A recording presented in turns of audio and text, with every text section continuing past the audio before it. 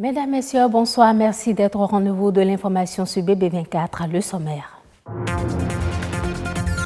L'eau, la réponse est dans la nature. C'est autour de ce thème que tous les pays du monde réfléchissent en cette journée mondiale de l'eau. Un thème qui appelle non seulement à une prise de conscience, mais aussi à une bonne utilisation de l'eau.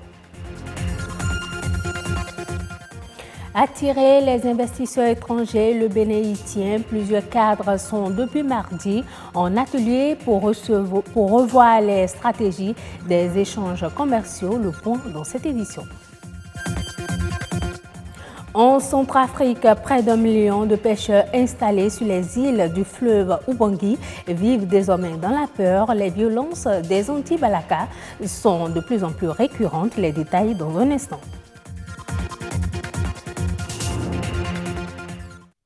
Comment utiliser la nature pour répondre aux défis actuels et futurs de l'eau et de l'assainissement? C'est ce qu'on peut comprendre du thème retenu cette année, jeudi 22 mars 2018, pour célébrer la Journée mondiale de l'eau. Un thème qui appelle non seulement à une prise de conscience chez tous les êtres humains, mais les invite également à des actions naturelles pour y faire face. Reportage Amitié Savir, Rodrigue Babagweto. Elle est au cœur du développement durable. Elle n'est pas nécessaire à la vie, mais est la vie. L'eau, denrée salvatrice et vitale pour tout être vivant, est de plus en plus destructrice dans plusieurs pays. Au Bénin, la gestion des ressources en eau est confrontée à plusieurs problèmes. Les problèmes de gestion de l'eau auxquels nous sommes confrontés aujourd'hui sont de différents types. D'abord, par rapport à l'accès à l'eau. Il y a également le fait que nous sommes face à des problèmes d'inondation. Et ici au Bénin, nous en connaissons souvent. Maintenant, il y a aussi le problème d'irrigation. Pour chercher de l'eau à irriguer et pour travailler la terre, il y a aussi les problèmes de pollution de la ressource. Autant de problèmes qui tentent tant bien que mal d'être gérés. Cette année, la communauté internationale se propose d'explorer les différentes manières de surmonter les défis de l'eau du XXIe siècle en passant par la nature.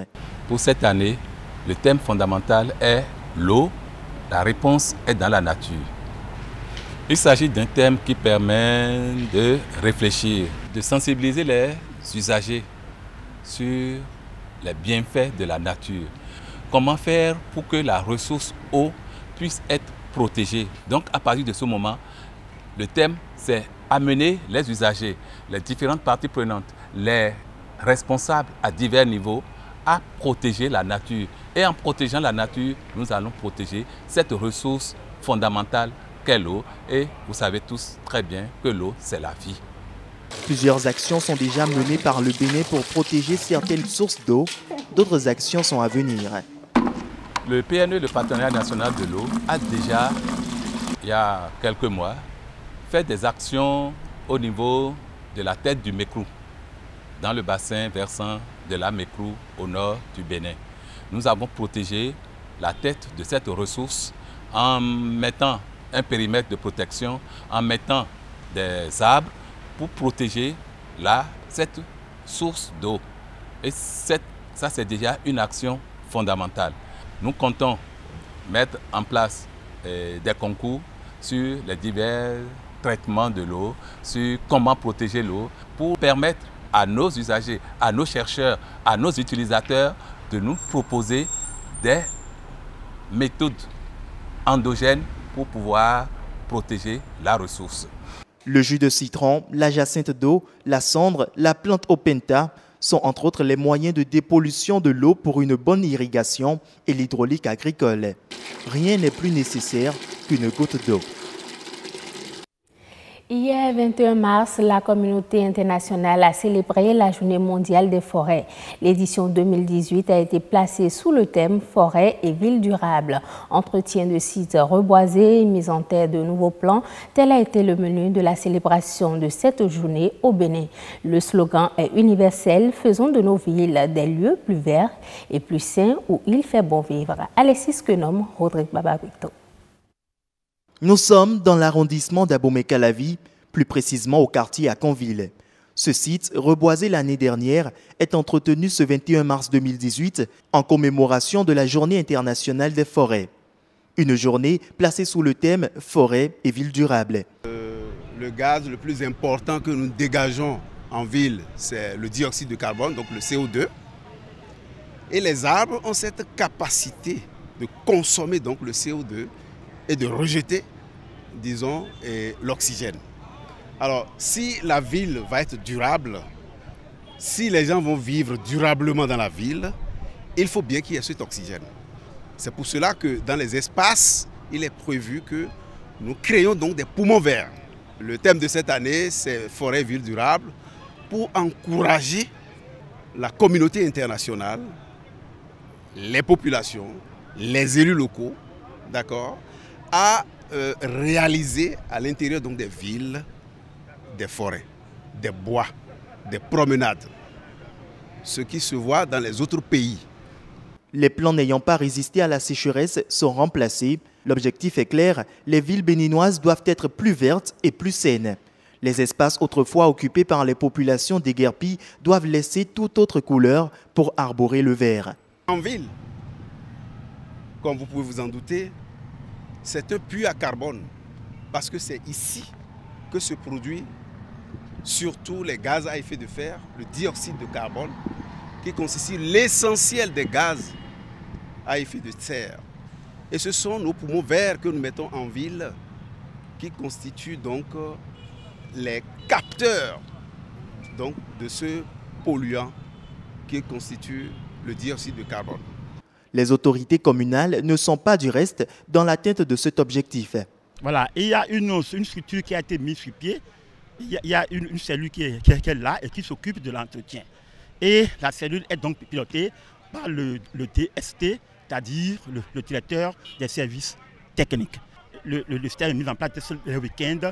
Les gens trouvent donc des heures spéciales pour s'intéresser à l'entretien de ces plans-là. Nous allons dire et lancer vraiment appel à nos populations pour leur dire ceci.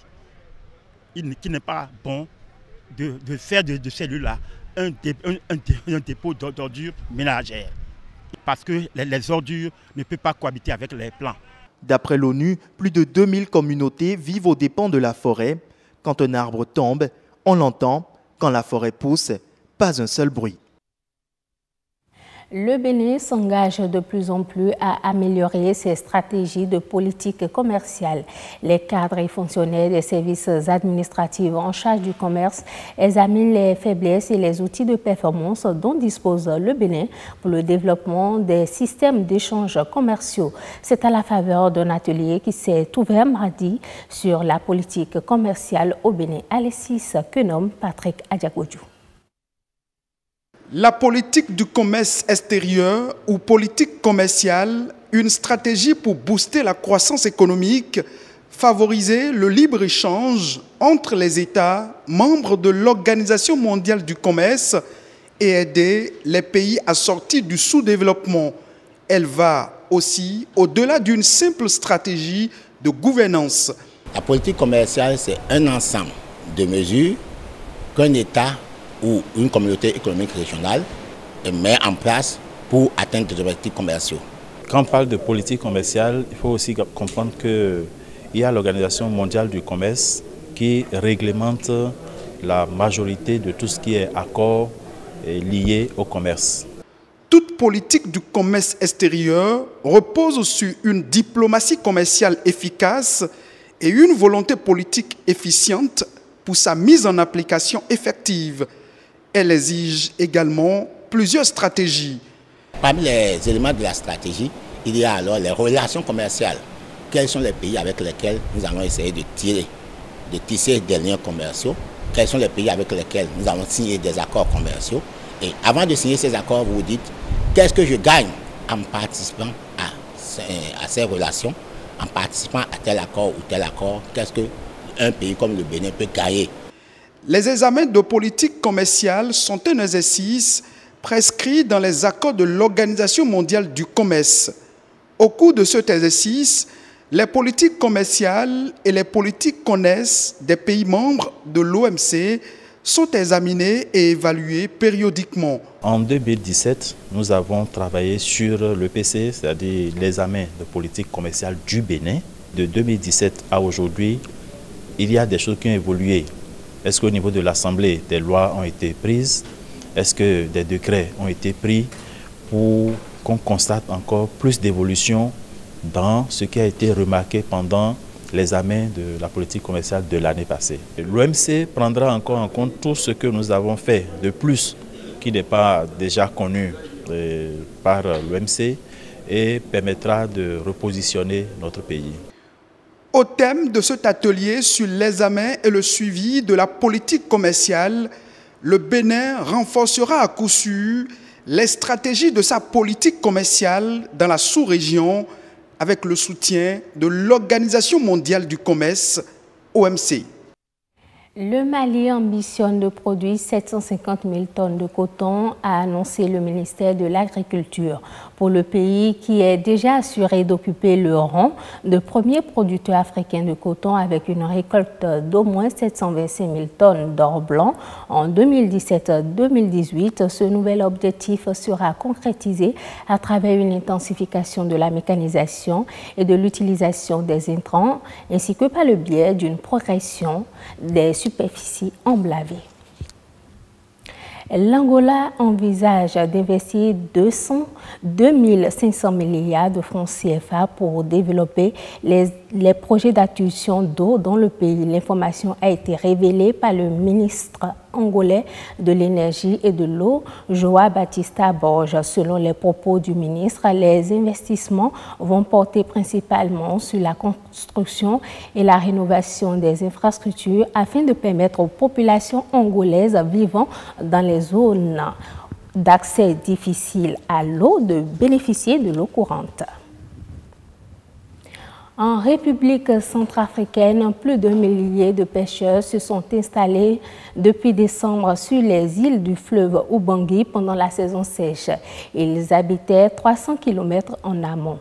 Depuis quelque temps, les violences des Anti-Balaka, groupe autoproclamé d'autodéfense dirigé par un chef nommé Joseph Korogo, les contraint à vivre dans la panique. Reportage. Comme chaque jour, Mathias s'installe sur sa pirogue pour arpenter le fleuve Ubangui à la recherche de poissons. Mais depuis décembre, il ne pêche plus dans la zone qu'il connaissait. Il a dû fuir à Bagobolong 2, 300 km en aval du fleuve, pour éviter les harcèlements des Anti-Balaka, une milice de la sous-préfecture de Satéma, dirigée par un certain Joseph Korogo. Comme lui, ils sont près de 500 à s'être installés dans des huttes de fortune, sur les îlots qui font face au village. Ces petits-là. Ce qui m'a énervé, c'est que cet homme, Korogo, a détruit l'école et l'hôpital. Lui, le Korogo, s'il voit une pirogue en train de passer, il envoie ses hommes pour ramasser tout ce qu'il y a dans la pirogue. Lui, quand tu passes dans le village, il te prend de force pour te vacciner avec des lames de rasoir. Et si tu refuses, il te brime.